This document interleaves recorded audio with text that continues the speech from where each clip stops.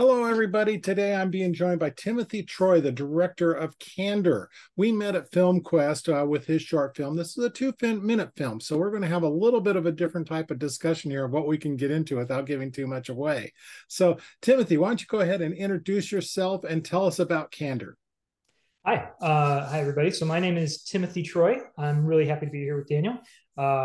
The short film, as he mentioned, is called Candor. It's part of a series of films that we've been calling Creepy Cuts that I have up on my channel called Crazy Little Monster, also on YouTube. It is a series of shorts that are all somewhere between the shortest is 45 seconds and the longest is about 3 minutes. And the basic idea was to take a horror trope or a horror concept and sort of spin it on its head and more or less to see how fast we could give somebody a nice little shudder, scream, or even a laugh. Some of them are a little funnier than others. So. Yeah, I'll say this one has that comedy horror twist to it. Yeah. We really can't get into it, like you say, without giving it away, but it's something that you definitely want to watch to the end to see just how this develops out. Yeah. So the basic idea of Candor is that it's a woman who's um, just finished up a date with a man she met that night, and she's sort of talking to him about how much it meant to her and what how it made her feel. And as Daniel says, there's a nice little surprise at the end for anybody that sticks around through it. Okay, so I'm going to ask you, when you coming up, like even this one, we'll kind of stick with Candor for the moment before getting Mm-hmm. into the series. How do you come up with an idea like this? What sponsored the idea of Candor? I know you just mentioned a moment ago before we started recording, this was written on the back of a napkin. So I I'm mean, just thinking, yeah, it's the idea for these, as I said, sort of comes with the concept of taking something that we've seen in horror a lot and spinning it, or taking a horror visual even, because I think the ending of this is very visual, and that was the image that came first, and I backed it up from there. In the case of Candor, it was almost a writing exercise too, because there was a lot of fun double entendres that are loaded into it, and the dialogue was really fun to write and see how much I could play with the wording and not give the ending away, but still, you know, still be true to the character at the same time as making it entertaining to listen to. So, yeah, very well done too. thank I'll you. say that it was very well done, and it was well received at the festival. People Yeah, really, there was a lot of people that came up and were very complimentary of it, especially because of the camera work, which it's all done as a one shot or one take shot. mhm. So it flows right through. So now you're saying this is a whole series of, creepy tales from, and it's on. Make sure I got Crazy Little Monster on YouTube. That's your channel. That's I my want to make sure channel. to include that in so people can do it. So you were saying that this was a way of keeping an exercise going, but was this like a group effort that you had, like friends going, "Hey, what do we do?" Or is this something that Timothy came up with and said, "This is what I'm going to do"? No, it was kind of a group effort. The core group of Crazy Little Monster is myself, and then Will Eichler, who produces all of them, and Dan McGuire, who edits them, and Jameson, who has shot the vast majority of the 6 or 7 of them we've done now. Um, Jameson after is the DP. He I lost my train of thought. Sorry. They all have stuck with me through all the films I've made just about, and it's really formed that kind of core group of people that want to just work together and have fun and make something cool. I mean, my philosophy that I tell the crew every time we start making a movie is I want to make something fun and have fun doing it, and that's really all the goal is, right? If it blows up and gets a million views, that's great, and we'd all be really excited. But this is something fun to do in an afternoon too. That's great. I'm glad to hear it. So, do you have some more in line already that you're kind of putting together for We have a this bunch of series? scripts that we have written for more of these creepy cuts. We're all kind of itching to do something bigger now that we've been sitting on doing these for the last 3 or 4 years. It was something that was easy to do, especially after COVID. Like we could get it done in a day. We didn't have to have a lot of meetings. We didn't have to have a lot of red tape about COVID restrictions and all that kind of thing. We could kind of get through them quick. The first batch we shot was in the brief little lull where the COVID restrictions kind of all eased up in the middle of 2021. So we did 3 of them in 2 days. And then, yeah, we did, it was 2 of them in one day and then one the day before. And after that, we just kind of said, okay, we're going to shoot another one this weekend. We're going to shoot another one this weekend and fill them out that way. The idea behind it was really just to try and keep our skills sharp, right? They're easy to do as a one-off thing. They're fun to do. And I think the reaction from everybody is always entertaining to see because the tones vary wildly. Some of them are funny. One of them is the darkest that I've ever made in my life and might be the darkest thing I ever make. It's fun to be able to stretch your wings in all kinds of directions on such a short burst. Okay. So you mentioned that you're kind of itching to do something bigger. So Yeah. are you looking at taking one of these shorter films and expanding it out? Because I mean, even like in Candor, I mean, you've got a character that you could build a lot more backstory to and tell more story about. And I'm sure that's the case with the others. But so is it looking at something like one of these films, or are you looking at some new ideas?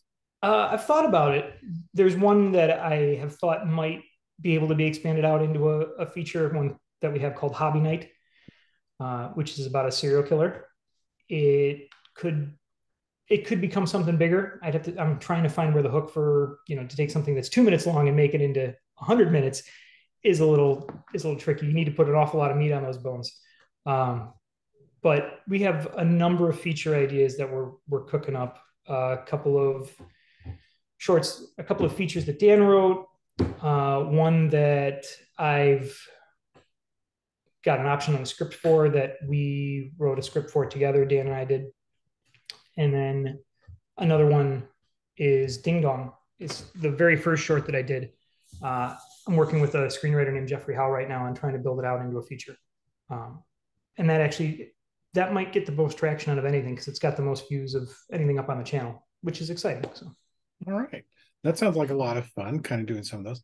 So where do you get your inspiration for all these different things? Kind of as an individual, as as yourself, not so much for individual things, but how do you keep that inspiration and excitement going to come up with new ideas? Well, I think the best ideas come from just everyday things, right?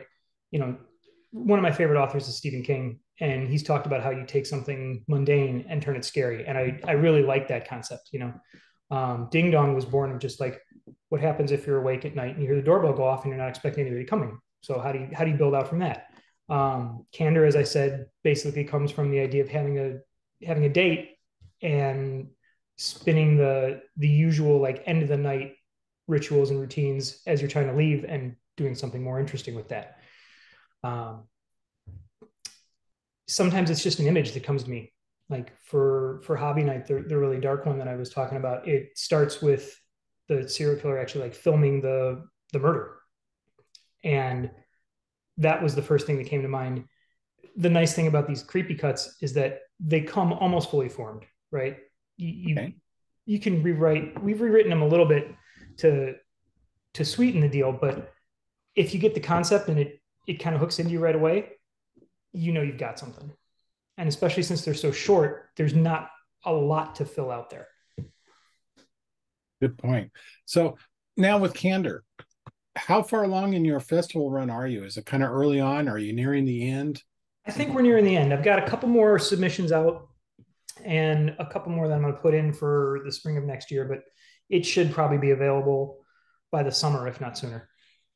And that's on your YouTube channel. Correct. Okay. Want to make sure we'll get them to the right place.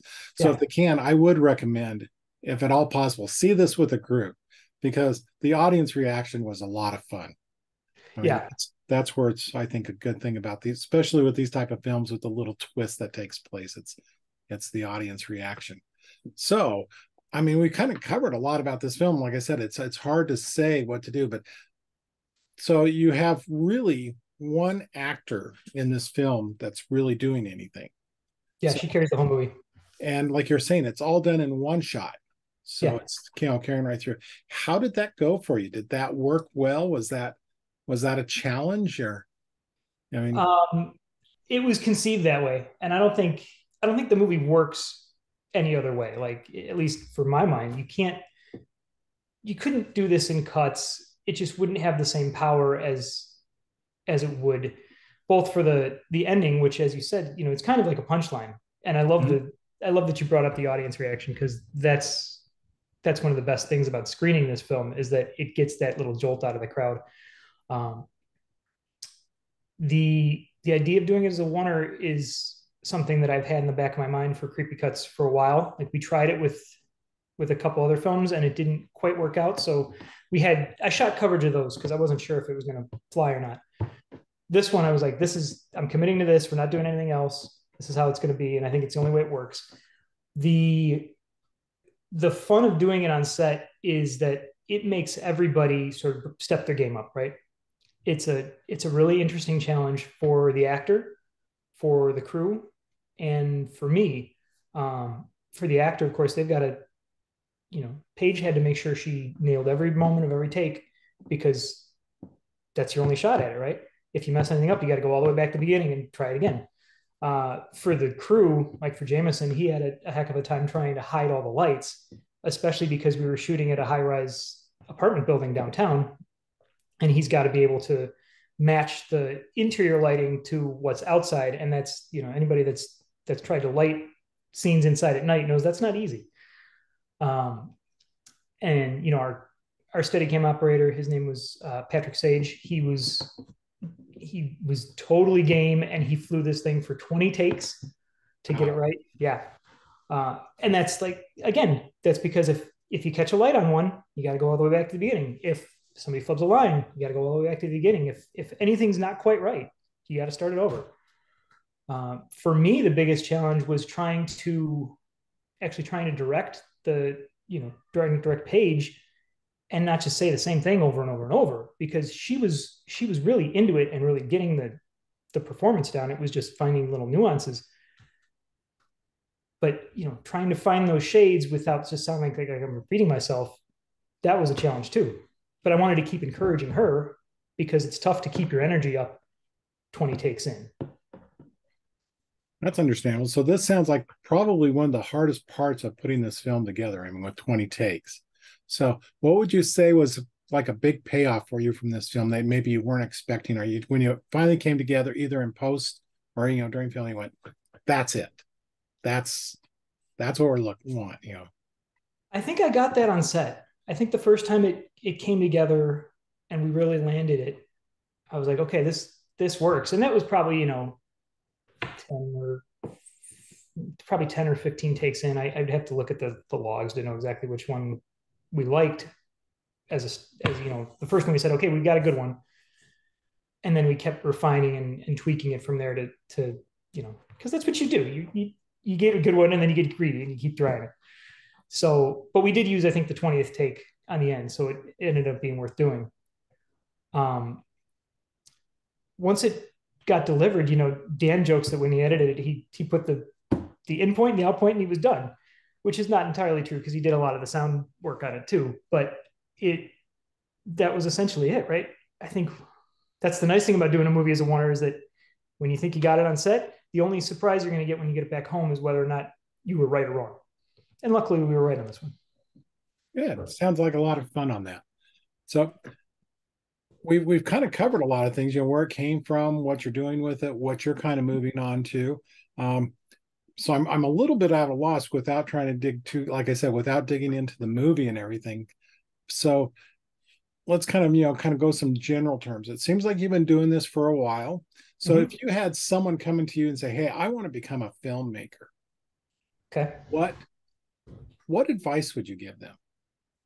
The first thing I would say is, you got to be sure, right? Like, you need to know for sure that this is what you want to do, because it's fun, but it's also very, very difficult. And you have to find the difficulty fun. Like, it is not the glamour, you know, it's just not as fun as it looks unless you're kind of skating by, and you're not going to get the reward out of that. Um, it's very challenging to do this right and well, at least right to my mind. Um, I think people see people acting on TV or see movies and they're like, oh, I could do that easy enough. And then you get into it. And I've seen a lot of people start trying and they're like, oh, this is a lot of work, right? Yeah. And yeah, it is a lot of work. I think it's all done in prep. You know, you can't make a good movie unless you've really prepared it well from the beginning. And that's something I learned in school, and it's something I've learned more and more and more as I go through working in film. Like I'll watch filmmakers come in that are not ready, and you see it in the final product. You see it in how difficult the days are for the crew and for the cast, and I don't think you get good results out of that. And then I see filmmakers that come in and are prepared, and the work prospers for it. Okay. So how about you? Why did you become a filmmaker? I think it was inevitable. I think it's the flip side of this, right? Like, if you, somebody asked me once, is there anything else you can think of doing? And I said, no, not really. And he said, that's good. Because if you can answer something else, do that, right? Because you just won't be happy unless this is all you can do and it's all you're driven to do. And I've tried to keep that in the back of my mind as I go through doing this. Like, if there's anything else I can find myself doing, maybe I should. And I can never come up with an answer for it. So that's kind of the overview. I mean, I can give you the history as a kid. I was always a big movie fan. I watched a lot of films as a kid and got enamored of them that way. And then something clicked in junior high or so. And I think it was probably because I watched stuff like from Star Wars Magic to Myth, or I think that's the name of it, but it's the behind the scenes on Star Wars. And the behind the scenes on Jurassic Park came out at the same time. And it was this moment of, oh, wait a minute, there's people that do this for a living, right? Like you can go make movies and they'll pay you, and it's like playing with Tinker Toys all day long. And it something fired there. And I was like, okay, that's what I need to do. I can remember thinking about that in fifth, sixth grade, you know? I So it's can been relate. for a long I can time. relate to that as a writer, and almost every artistic talent person I've known, they said, if you, it's really got to be something in you, you've got to get out. You've Yeah. got that story you want to tell. You want to be able to write. You want to create art of whatever type it is. So I can totally relate to what you're saying there about you just find that's what you got to do. Yeah, Yeah. it's a fire that you can't put out, right? Like it lights up, and then it's all you can think about. And especially when you get a story that really gets its hooks into you, that you want to write or want to create, it won't let go. It just is in the back of your mind all the time, and it keeps pushing its way to the forefront. You're like, okay, I will just lose my mind if I don't get this down somewhere somehow. Yeah. So you mentioned that the back behind the scenes for like Star Wars and that those are ones that really kind of hooked you into it, saying I can do this or I want to do it. But what were some of the films that you were saying that were like real inspirations that just drew you in to the movies? Well, I'm a child of the 80s. I was born in 83, so it'll be a usual around the usual suspects. You know, I mentioned Star Wars and Jurassic Park. Jaws was a huge thing for me. I remember going to the video stores, and I would just have weekends where I'd get all four Jaws movies, and that's what I do. I just watch Jaws and live in those worlds for 12 hours a day. Um, I think Aliens was another one that really clicked with me. I remember my dad called me in. We were having some kind of family party, and he said, you should come see this. And I was, probably 8 or 9 years old, something like that. And he called me in right when the dropship's coming down, right? The alien like attacks the pilot and it crashes and flips over. And I just remember sitting there just slack jawed. I'm like, what is this thing? Like, what is going on in front of my face? And from that moment, I was hooked. Like they couldn't have dragged me away from that movie for the rest of it. And it's all these practical effects, and it's all these characters that you really love and are funny and are emotionally affecting. And there's monsters in it, right? And anything with a monster, I was hooked into. Tremors came out about the same time, and that's another one that I think has really hit my sensibilities. Again, it's monsters, but it's also funny, and it's an amazingly well written script. If you sit down and watch Tremors, it feels like it's this B monster movie, which it is, but it's got this undercurrent of really, really well done setups and payoffs and really well structured moments throughout the whole thing. And it just kind of runs under the radar because it's monsters pulling people down from under the ground, right? Like you wouldn't think it until you sit down and like, oh wait, this is really good. So So it sounds like horror really hit you well. You liked the others, but it was really the horror that brought you in. yeah, I read a lot of sci-fi as a kid, but I think for movies it was always the horror that I got drawn to. And I'm not sure whether that's the transgression of it, if it feels just a little bit wrong or if it feels just a little bit off. And, as a nerdy kid, I think that's what a lot of horror fans cling to, right? The idea that there's people that aren't seeing the world in quite the same way, and that's okay. And I think that's one of the reasons that the horror community is so strong. I'm probably not telling anybody that anything that they don't know on your channel, but the nicest, kindest, most generous people are almost always horror fans.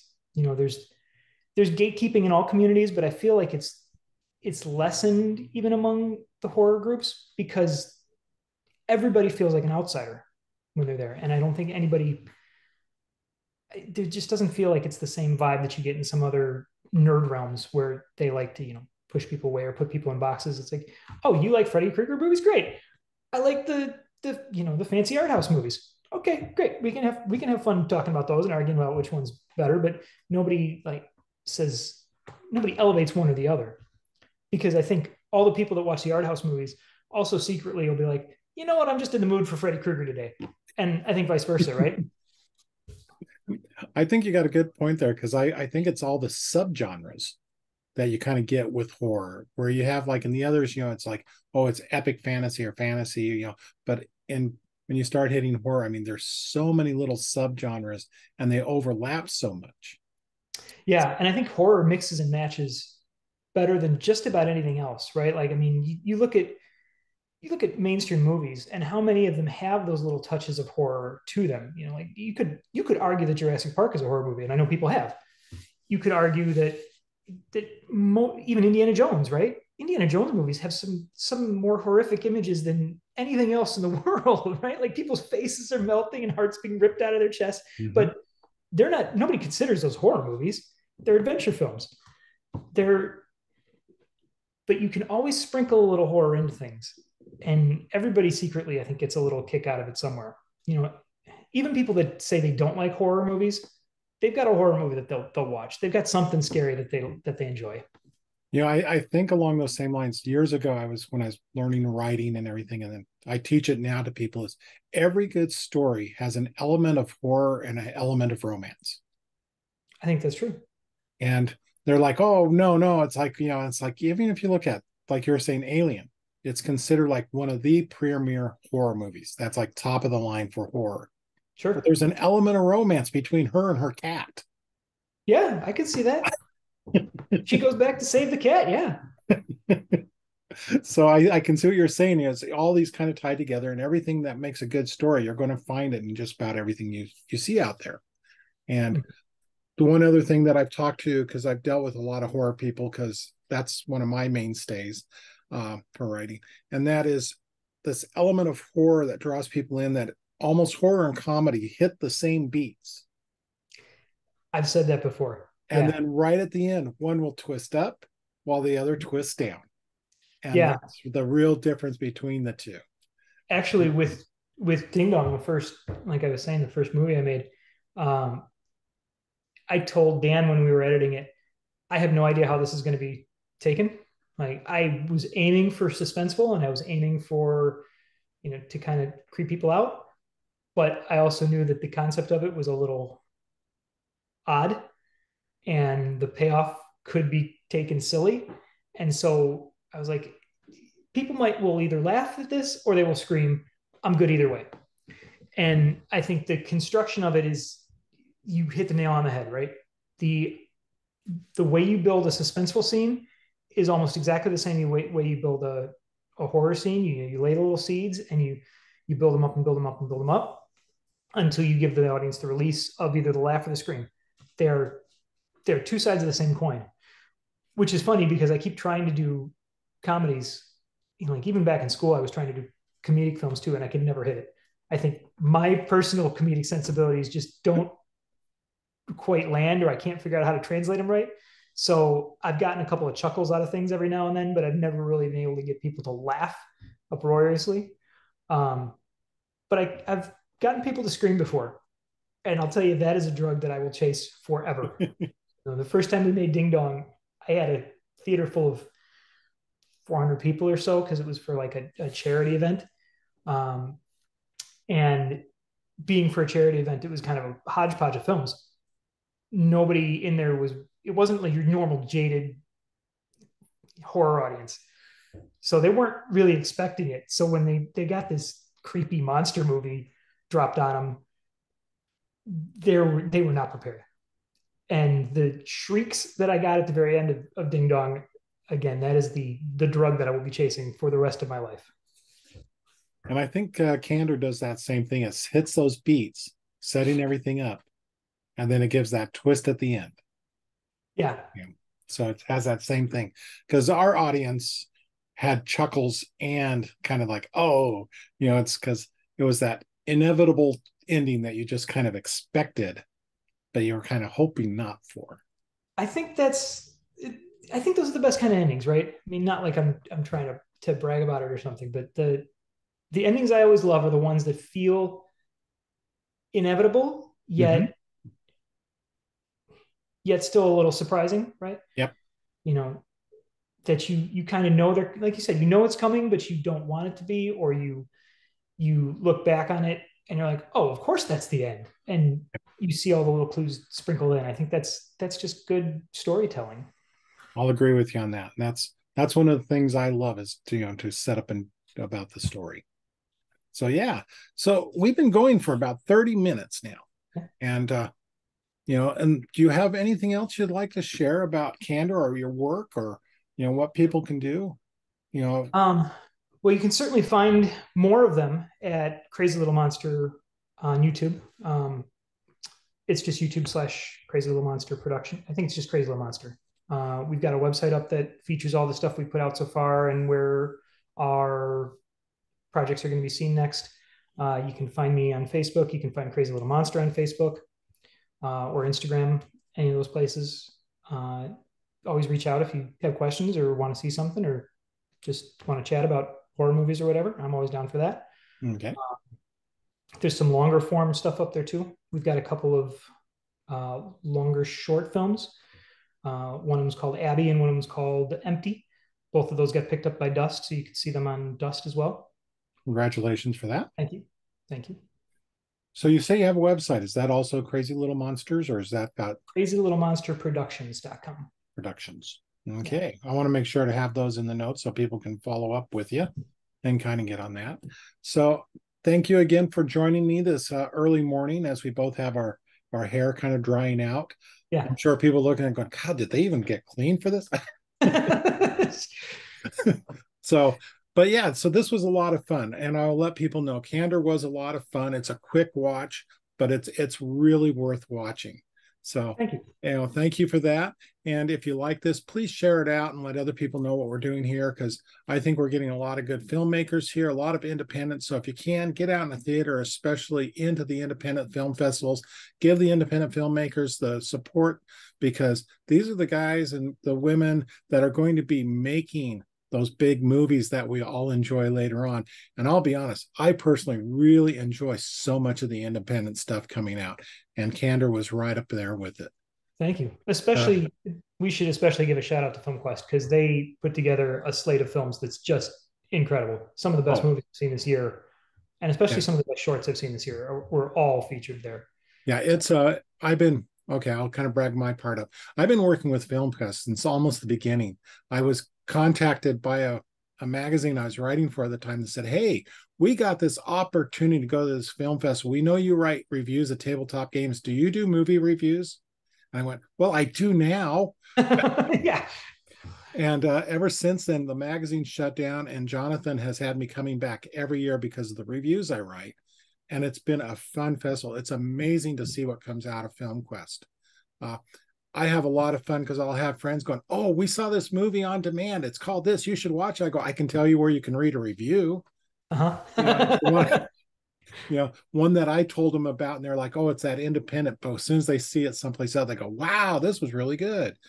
That's the type of stuff we're seeing at these festivals. And I'll admit, I mean, this was an incredible lineup, especially for like your category, the micro shorts. I mean, that was a I whoever was judging that category, I really feel for them because it's how to choose. I mean, any one of them could have been the winner of the category. Yeah. Yeah. I'm really grateful for Film Quest for programming Candor and for just putting together such a cool festival. So, Okay. Well, enjoy the rest of your weekend. We're halfway through it, and hopefully you have a good day today.